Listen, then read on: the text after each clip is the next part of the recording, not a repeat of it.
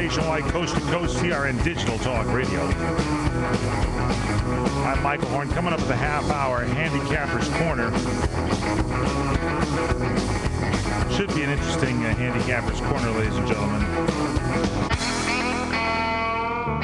Jimmy Mack and Fred Dreyer will be joining us on that big show. So anyway, so this David Letterman guy, this Joe Halderman, he is out of prison. Just out of prison last year. He's got a job now on the case with Paula Zahn at the Investigation Discovery show. And they apparently the executive producer, Scott Weinberger, on the Case show on Discovery Channel, Investigation Discovery, had this statement about Joe, that when they hired him, he said, "On behalf of On the Case's production team, we have been impressed with Joe Halderman's professional accomplishments as an Emmy Award-winning producer for 48 Hours and CBS News." That's where he was before, when he was trying to blackmail Letterman.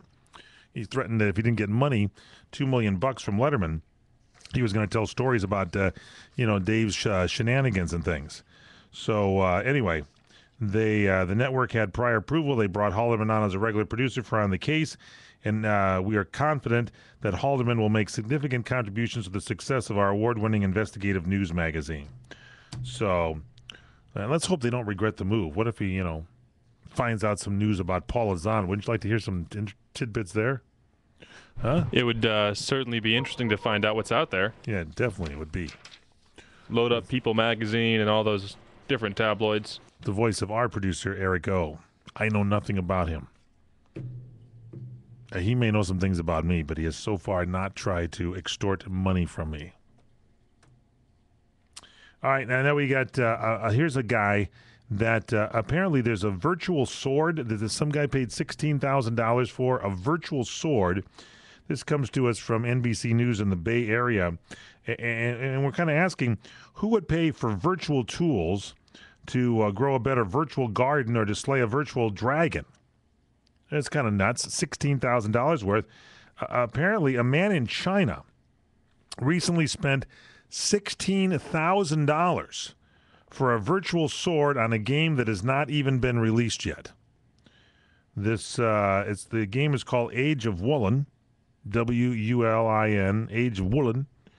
It's a California-based company, Snail Games, has not even been released on mainland China, but apparently that did not stop some from spending some serious cash on the game.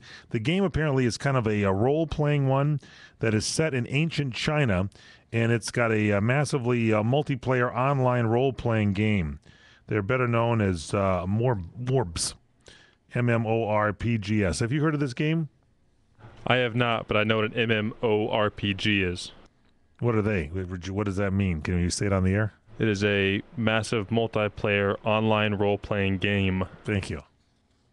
Just want to make sure it was clean. It's a mouthful. Anyway, apparently this guy is this man from China, who we don't know his name. Apparently he's not alone in his purchases, because a study has been released earlier in the year, valued the virtual economy for, what does the Morps mean again? The massive multiplayer online role-playing game? Yeah. It's $3 billion. That's a substantial chunk of change. I said $3 billion. That's a little more than I received for the holiday bonus here at CRN. Close. But doesn't it seem for $16,000 you should be able to buy a real sword in real life? Yes. But if the game's important to you. All right, and then we got this one here, and this one maybe should be on our What's Cooking show. Here's a woman. She called 911 because of a thing, apparently because she ate too much food. This Mary Ellen Lissy made a bizarre call, apparently from her motel room, to the emergency dispatchers before she abruptly hung up. Officers were then sent to the Travelers Inn Motel in Fort Pierce, Florida, and they found this 45-year-old woman in one of the rooms. She told the officers she had dialed 911 because she ate too much food. And this has happened to a lot of you during the holiday season, and you know who you are. The woman's boyfriend told police he was leaving to get some peace and quiet because she was talking too much. And officers said they smelled alcohol on her breath, and they wrote in their arrest report that she appeared to be drunk. And when they said when she left the hotel room, she was yelling, "Are you surprised? Are you surprised?"